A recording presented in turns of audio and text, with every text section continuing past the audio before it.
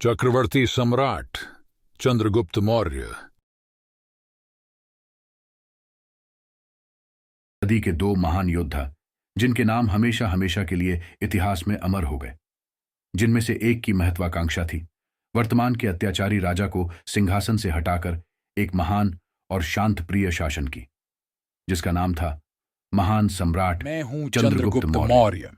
और दूसरे की लालसा थी संपूर्ण दुनिया पर हुकूमत कर अपना परचम लहराने की, जिसका नाम था सिकंदर महान। मैं हूं द अलेक्जेंडर, जिसे अलेक्जेंडर के नाम से भी जाना जाता है। सम्राट चंद्रगुप्त महान था, उन्हें चंद्रगुप्त महान कहा जाता है। सिकंदर के काल में हुए चंद्रगुप्त ने सिकंदर के सेनापति सेल्यूकस को 2 बार बंधक बनाकर छोड़ एडी ढांढ दिया था।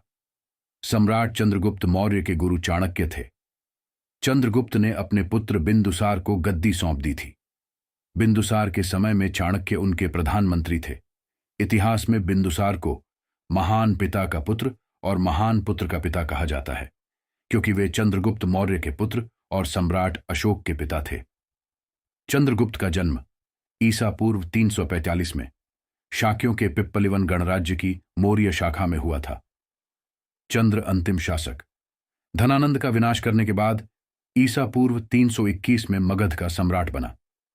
यूनानी लेखक जस्टिनियन एवं प्लूटार्क के अनुसार चंद्रगुप्त ने 6 लाख की सेना लेकर समस्त भारत पर आक्रमण किया।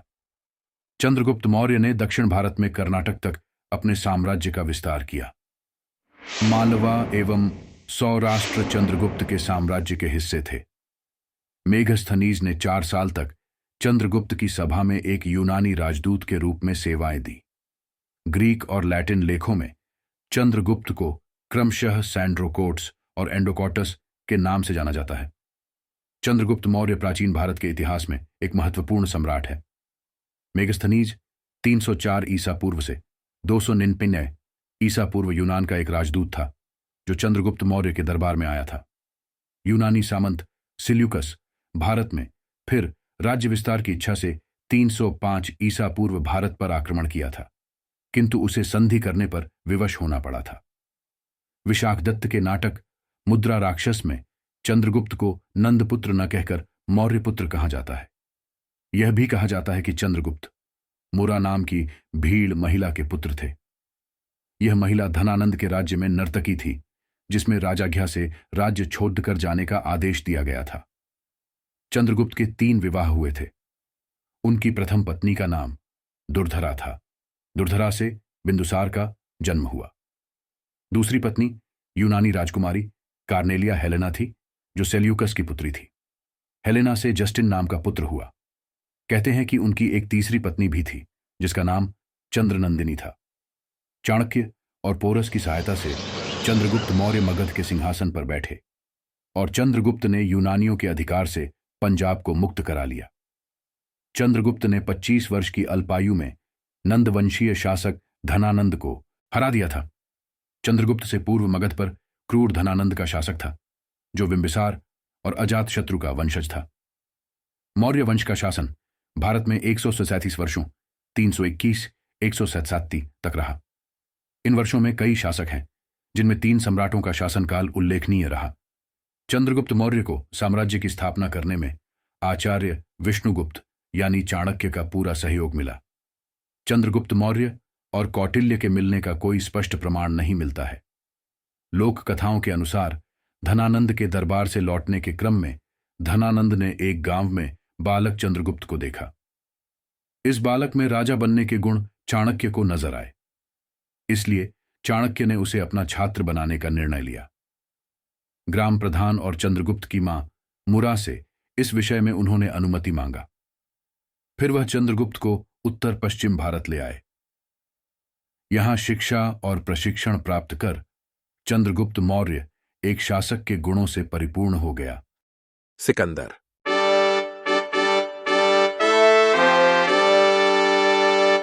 सिकंदर एक यूनानी था और इसका जन्म 356 ईसा पूर्व में प्राचीन ग्रीस के पेला में हुआ था, और वह 20 साल की आयु में अपने पिता राजा फिलिप द्वितीय के सिंहासन पर बैठा।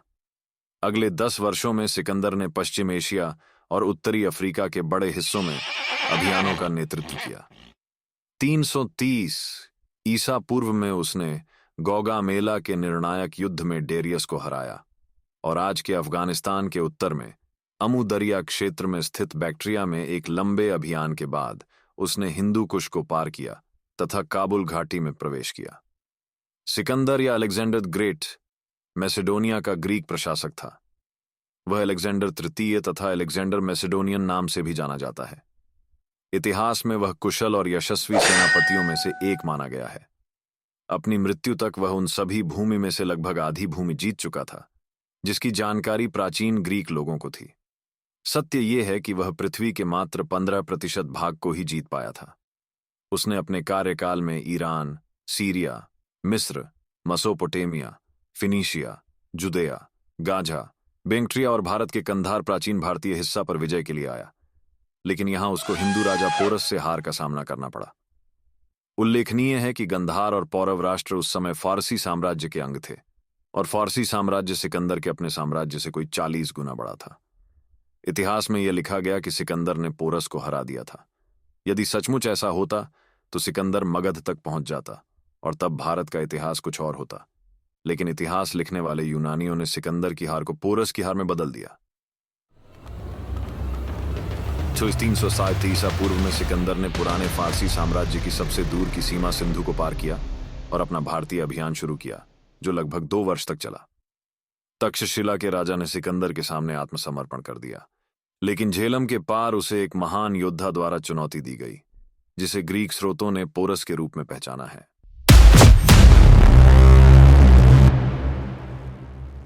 ईसा पूर्व 305 में चंद्रगुप्त की भिड़ंत सिकंदर के सेनापति सैल्यूकस से हुई, जिसमें चंद्रगुप्त विजयी रहा। मगध की सेना में, जिसमें ग्रीक लेखकों के अनुसार कम से कम 20,000 घुड़सवार, 2 लाख पैदल सेना और 3,000 युद्ध हाथी शामिल थे।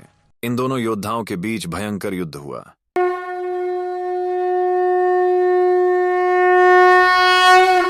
युद्ध के बाद सेल्यूकस ने संधि कर ली और अपनी बेटी कार्नेलिया, जिसका कहीं कहीं हेलेन भी नाम मिलता है, जिसकी शादी चंद्रगुप्त के साथ कर दी और साथ में 500 हाथी भी दिए। दोनों ही पक्षों ने दूतों का विनिमय भी किया। इसी के तहत सेल्यूकस ने मेगास्थनीज को दूत बनाकर चंद्रगुप्त के दरबार में भेजा। मेगास्थनीज काफी दिनों तक पाटलिपुत्र में रहा तथा उसने अपना आंखों देखा विवरण अपनी पुस्तक इंडिका में लिखा। सेल्यूकस एवं चंद्रगुप्त के बीच हुए युद्ध का विवरण एप्पियस नामक यूनानी व्यक्ति ने किया है। चंद्रगुप्त ने बाद में जैन धर्म स्वीकार कर लिया तथा भद्रबाहु से इस धर्म में दीक्षा ली। चंद्रगुप्त मौर्य का उदय। मौर्य राजवंश 322 से 185 ईसा पूर्व प्राचीन भारत का एक शक्तिशाली राजवंश था। यह साम्राज्य पूर्व में मगध राज्य में गंगा नदी के मैदानों, जिसे आज का बिहार एवं बंगाल कहते हैं, से शुरू हुआ। इसकी राजधानी पाटलिपुत्र, जिसे आज का पटना शहर कहते हैं, के पास थी। चंद्रगुप्त मौर्य ने अपना सबसे पहला अभियान मगध के नंद वंश के खिलाफ किया था, लेकिन वह इस प्रयास में असफल रहा और नंद राजा से हार गया। चंद्रगुप्त ने नंदों के राजधानी पर सीधा आक्रमण कर दिया था, जहां सैन्य सुरक्षा और किलेबंदी काफी मजबूत थीं। साथ ही वह पूरी तरह से तैयार नहीं था। वह नंद सेना से आगे निकल गया और गिर गया, इसलिए उसे युद्ध का मैदान छोड़कर भागना पड़ा। पराजय के सदमे ने उसे पूरी तैयारी और उचित मार्ग से हमला करने को प्रेरित किया। नंदों से हारने के बाद चंद्रगुप्त मौर्य कुछ समय तक विंध्य क्षेत्र के जंगल में छिपा रहा। यहां रहते हुए उसने पंजाब की लड़ाकू जनजातियों से एक सेना बनाई। इन जनजातियों ने पहले सिकंदर का वीरतापूर्ण प्रतिरोध किया था। पराजित होने पर इन्होंने अनिच्छा से मैसेडोनियाई शासन का अधीनता स्वीकार किया था। चंद्रगुप्त ने यूनानी शासन के खिलाफ भारतीय अशांति की बढ़ती लहर को पहचान लिया था। उसने इसे अपने नेतृत्व में सेना गठन और विजय अभियान के लिए किया। पंजाब से मैसेडोनियन शासक से जीतना चंद्रगुप्त मौर्य के लिए आसान नहीं था, लेकिन यूनानी सेनापति के हाथों राजा पोरस की हार ने पंजाब में मैसेडोनियन शासन के खिलाफ जनमत तैयार कर दिया था। इसलिए चंद्रगुप्त को स्थानीय सहयोग मिला और उसका संघर्ष आसान हो गया। चंद्रगुप्त मौर्य ने उत्तर पश्चिम में मैसेडोनियाई शासन को उखाड़ फेंकने के बाद अपना पूरा ध्यान अपने दूसरे उद्देश्य मगध विजय पर केंद्रित किया। इसका मकसद धनानंद को सत्ता से हटाकर मगध के सिंहासन पर कब्जा करना था। धनानंद अपनी प्रजा के बीच अलोकप्रिय थे, फिर भी वे एक बहुत ही शक्तिशाली राजा थे। उसकी सेना की ताकत ने सिकंदर जैसे विश्वविजयी योद्धाओं के हृदय में भी भय पैदा कर दिया था।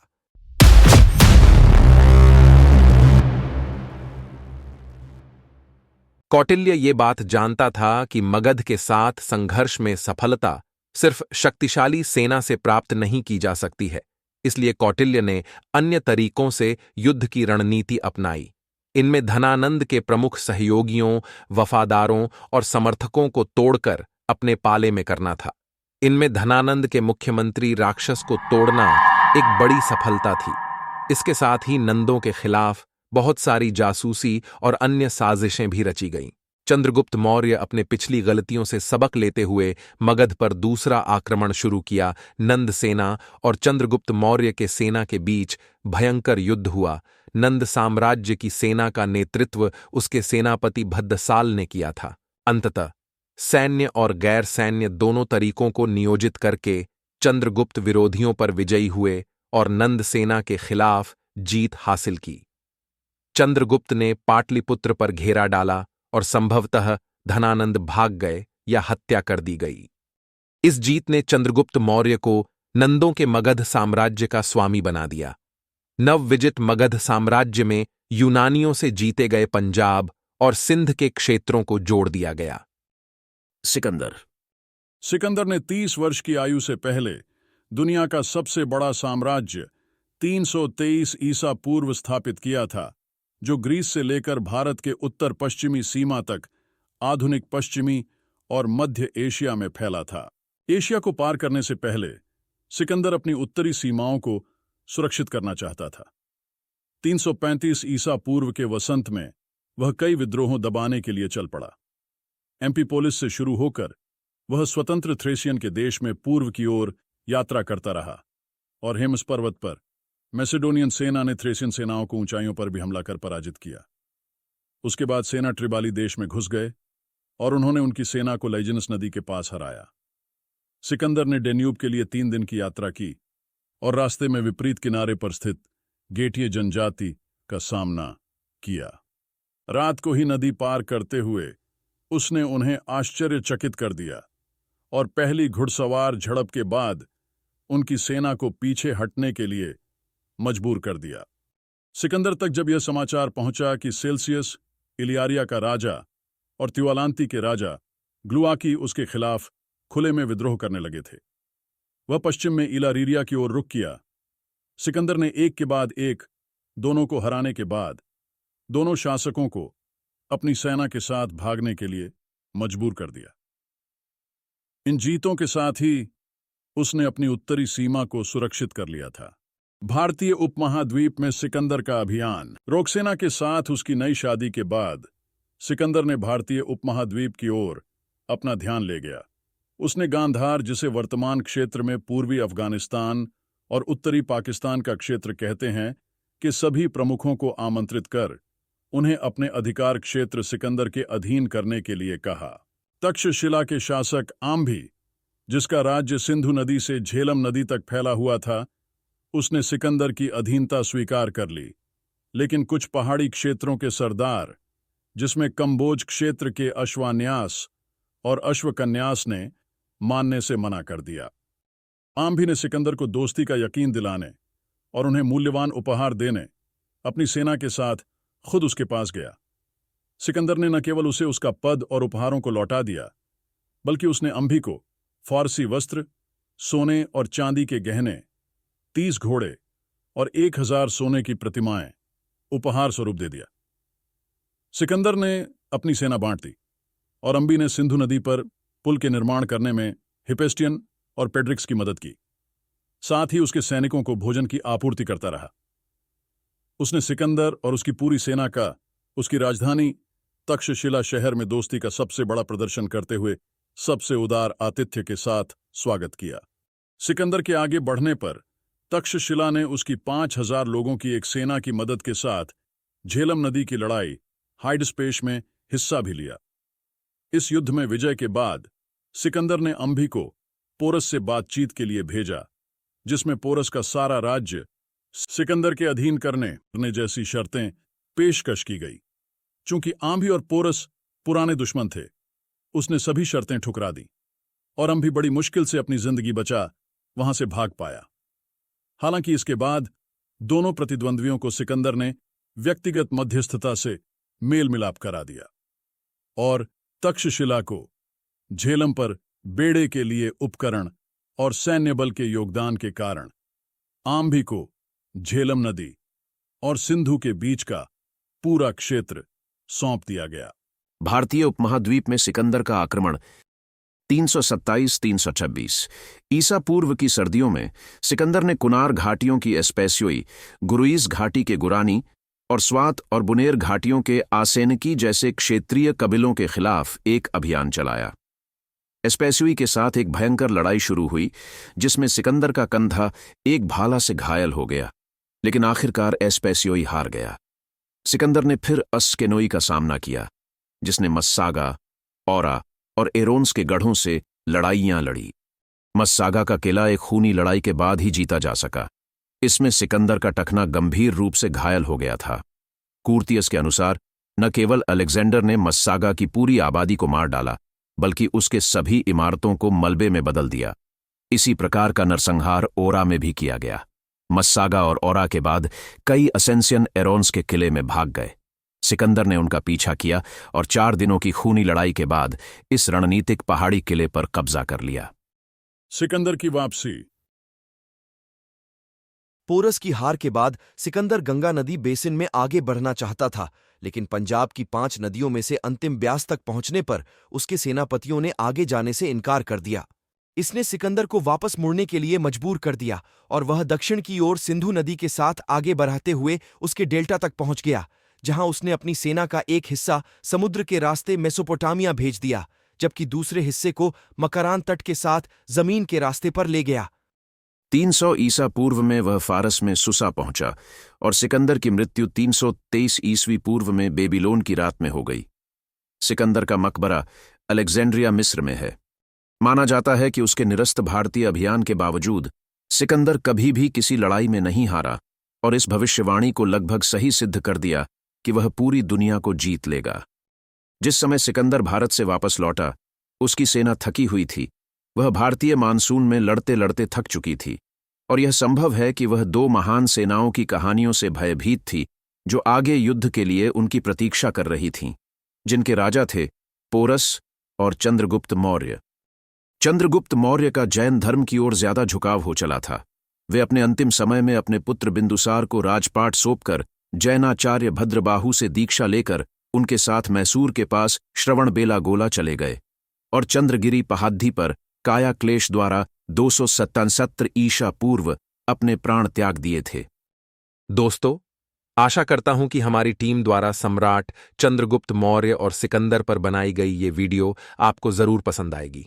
हमसे जुड़े रहने के लिए लाइक, सब्सक्राइब और बेल आइकॉन को दबाएं।